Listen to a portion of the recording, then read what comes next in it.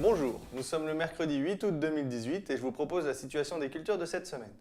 Cette semaine, nous allons faire un point sur l'implantation colza.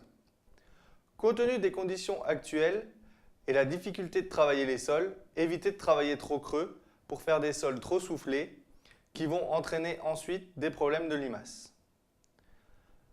Pour les sols sans matière organique, à l'automne, il risque d'avoir de la concurrence avec la dégradation des pailles. Il faudra donc être vigilant. L'apport d'azote n'est pas nécessaire pour compenser cela. En ce qui concerne la date de semis, il vaut mieux semer avant les pluies qu'après les pluies, mais attendre au minimum le 20 août avant de semer. En effet, si on sème trop tôt, on devra réguler le colza et il sera plus sensible à l'élongation.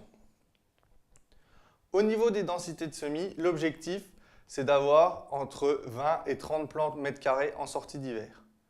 Donc, pour cela, la densité va dépendre du type de semoir. En effet, avec un semoir précision, on pourra baisser la densité de semis. De la préparation de sol. Sur un sol bien fin, pareil, on pourra baisser la densité de semis. Et si on sème une lignée, par contre, là, il faudra augmenter la densité de semis par rapport aux hybrides. Donc, au final, avec tous ces critères, la densité de semis va varier de 30 à 55 grammes mètre carré. L'idéal étant entre 35 et 40, quelles que soient les situations et le semoir utilisé. Pour limiter les risques de ravageurs d'automne, il faudra privilégier une levée rapide et régulière. Comme ça, on va réduire le risque au niveau des attaques de grosses et de petites altises, de pucerons et même de charançon du bourgeon terminal. En ce qui concerne le désherbage, actuellement, la majorité des désherbages sont effectués en post-semis prélevé. Pour une bonne efficacité de ces désherbages, il faudra essayer de les réaliser sur sol encore humide. Et en cas de pluie, il vaut mieux le réaliser après la pluie qu'avant la pluie pour limiter les risques de phytotoxicité, notamment dus à la chlomazone. En ce qui concerne la fertilisation, le colza est une culture qui demande quand même du phosphore. Dans les situations de sol pauvre en phosphore ou de sol crayeux, un apport au moment du semis, jusqu'à 60 unités, peut être justifié. Pour améliorer l'efficacité de cet apport de phosphore, s'il est réalisé en localisé au moment du semis, ce n'est que mieux.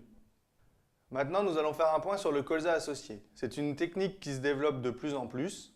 Elle a été mise au point dans le Cher pour lutter contre le géranium. Au vu de nos résultats d'essai et des retours d'expérience, la févrole semble être le seul couvert adapté à cette technique chez nous.